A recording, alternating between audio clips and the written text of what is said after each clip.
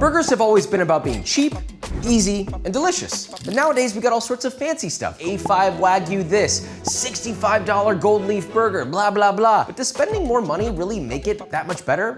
I'm not really so sure. And with my AI companion, Copilot, we're gonna figure that out today by testing a cheap version and an expensive version to see which is really worth it. Copilot is an AI companion app from Microsoft. And no, it's not gonna take my job. Unlike other AI apps, Copilot specializes in conversation, just like you're talking to a friend. So whenever you need something, you can talk to Copilot and it will help you out. It'll help you learn. And today we're gonna be getting to the very bottom of, is gourmet worth it?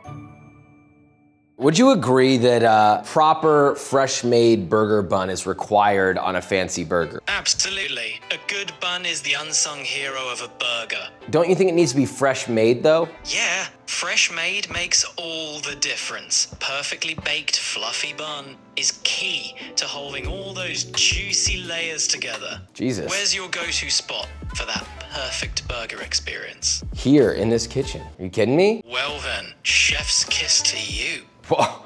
Oh, Just calling it like I see it, chef. I'm blown away right now. Okay, well, I'm gonna make my burger bun real quick. Enjoy that burger bun, Joshua. Look, Copilot said it. It is the most important element of a burger, oftentimes overlooked. If we're making an expensive burger, we need the finest bun we can get, and the only way to do that is to make it yourself. So I've got milk, water, yeast. So this is essentially my rising agent. For the dry, we have flour, sugar, salt, and then all we have left is oil and eggs. Mix it, low speed, and literally just throw everything in there. The machine will do the rest of the work. Scrape our sides. Would recommend turning this off. If you're gonna do this, this is a no-no. It will catch your hand, but I can do it because I'm a professional. Okay, so our dough came together.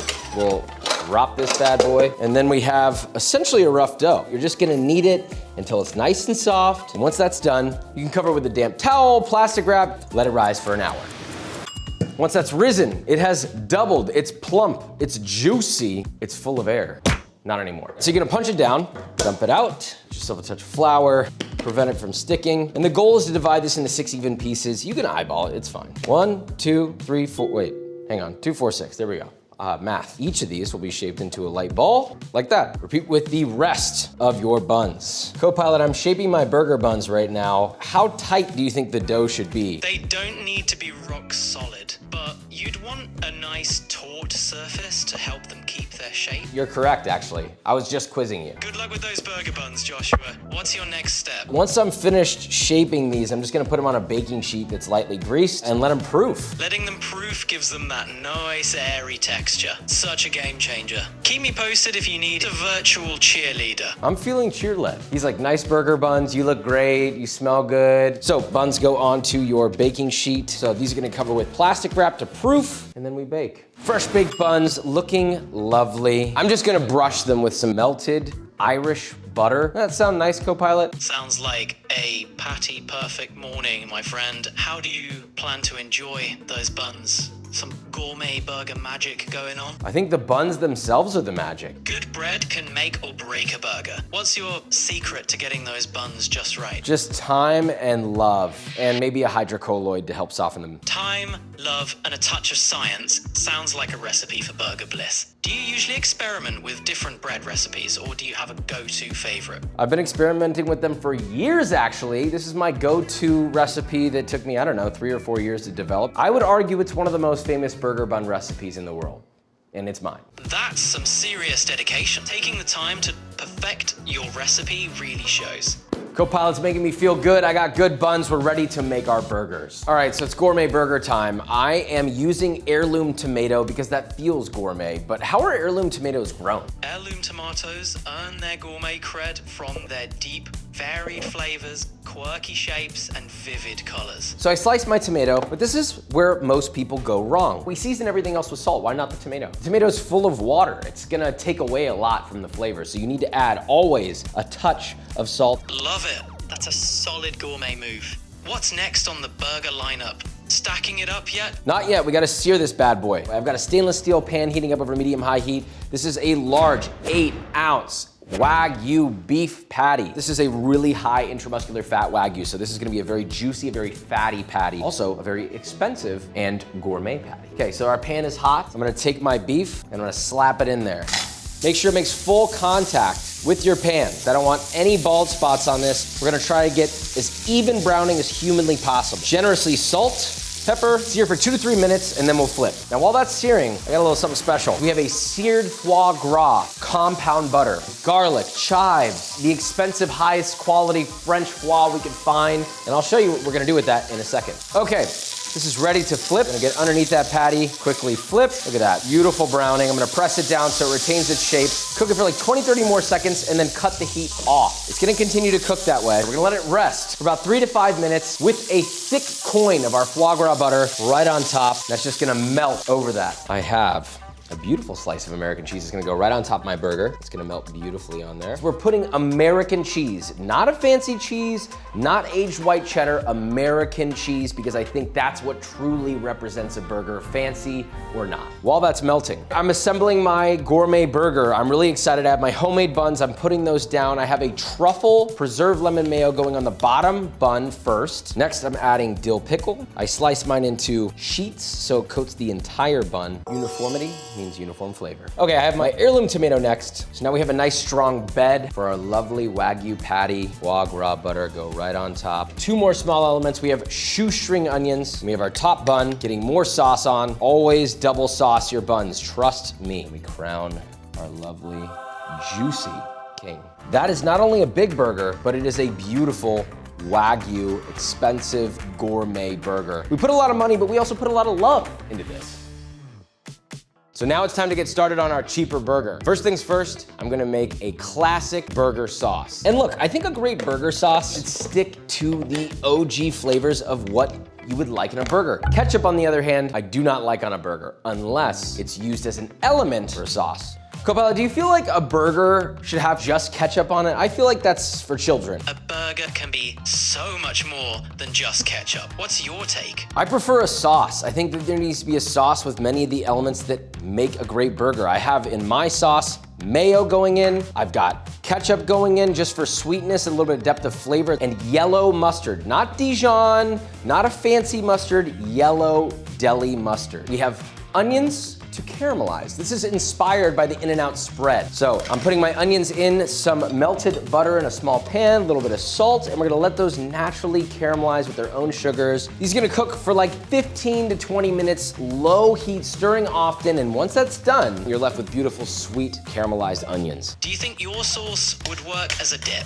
Or is it strictly for burgers? I'm glad you asked. I do think that this is actually perfect for literally anything. You could dip French fries into this. You could spoon it in your mouth. A little gross, but fair. So my caramelized onions are also going into this sauce, as well as some diced dill pickle. Do you find that creating sauces and condiments is more about experimentation, or do you start with a clear vision of what you want to create? There's nothing wrong with experimenting with making a sauce, but I do think you need to know what the purpose of the sauce is. There are many purposes to this sauce. It clings to the bun, it's got viscosity, it's got flavor. It's everything I want on a burger and more. Do you think it's ready to meet those burger buns? I mean, I think this looks perfect. Look, it almost looks like Big Mac sauce. And for some reason, because of McDonald's, they popularized that image in your head, and it's right here in this bowl.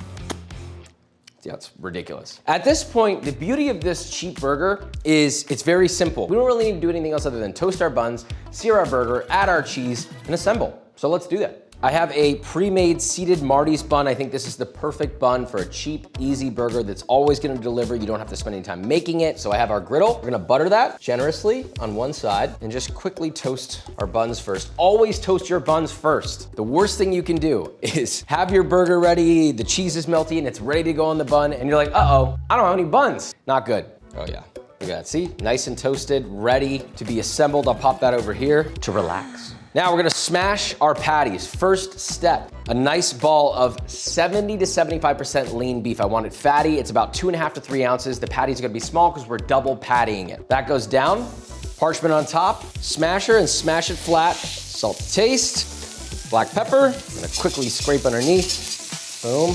Now I'm doing double American cheese. You can do part cheddar, part American. Slice of cheese on top over here. Now onto our next patty. Same thing, down, smash it, salt, pepper. So while that's going, I'm gonna get my bun, opening it up. Sauce on the bottom bun. All right, I'm gonna get my first finished patty. That's gonna go directly on there. Flip that, another slice American cheese. Once that cheese is melted, scoop that bad boy up, add that on top of the other patty nicely. And this is the most important moment here. You're going to gently sauce the top, fold your burger bun over, and that is your burger. That's it. It's that easy. They're very quick, they're beautiful, they're easy on the eyes, and they're easy to make. It's taste test time. 2 beautiful hamburgers. Okay, the expensive one, it looks really good. I'm not gonna lie, but it's not always about looks. It's also about taste. So let's take a look at our price breakdown before we get to the tasting. Here's how the price breakdown works. Number 1, we have to get the total ingredient cost. That means every single ingredient in bulk added up into one big number, right? Assuming you had to buy absolutely everything, which you probably don't, hopefully. The second step, we then take those ingredients and we'll give you the partial cost, because if you have to buy, for example, a whole pound of butter, you might only be using a couple tablespoons in the recipe. So we're only gonna count the couple tablespoons that you use. Then we'll take the partial ingredient number from every single ingredient, add those up, and then divide that by the number of servings, and that should be your total actual cost. Okay, it's time. For the expensive one, the total ingredient cost. That's hefty. Here's the partial ingredient cost, and then here is the price per serving. Now onto the cheap one. We're looking good, I'm feeling good. The total ingredient cost, okay, looking good. Then the partial ingredient cost, and finally here is the price per serving for the cheaper version. I like it. That's a step in the right direction if you ask me. We have our gourmet burger and our budget burger. We've seen the processes for both. We've seen the cost breakdown for both. We've gone through the trials and tribulations. We've found ways to make them both flavorful and beautiful. Now there's only one thing left to do, and that is to taste. We will split this bad boy right down the middle. Cross section. You can essentially see that the American cheese has melded into its own sauce. Now for the gourmet, it's tall, it's thick, it's almost menacing. Cooked to a perfect medium rare. I almost feel like the buns could maybe be slightly smaller, but I do like the airiness of it. Okay, let's start with the expensive one. Cheers. I'm not gonna lie. There's something special about this burger. It's perfectly balanced. You've got acidity from the tomato, sweetness from the tomato, and of course you have that refreshing yet creamy mayo, the crispiness of the onion. This is, I would argue, the most balanced version of this burger. It's great. But how does that compare to the affordable version?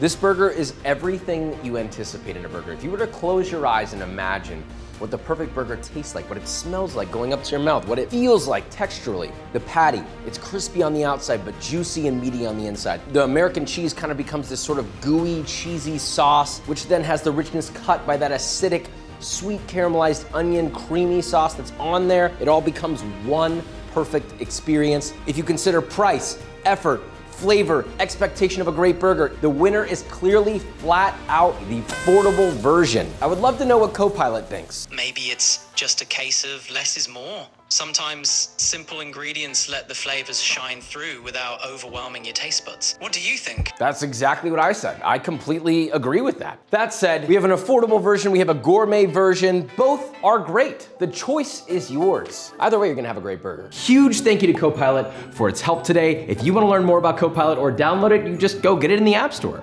Bye. Love ya.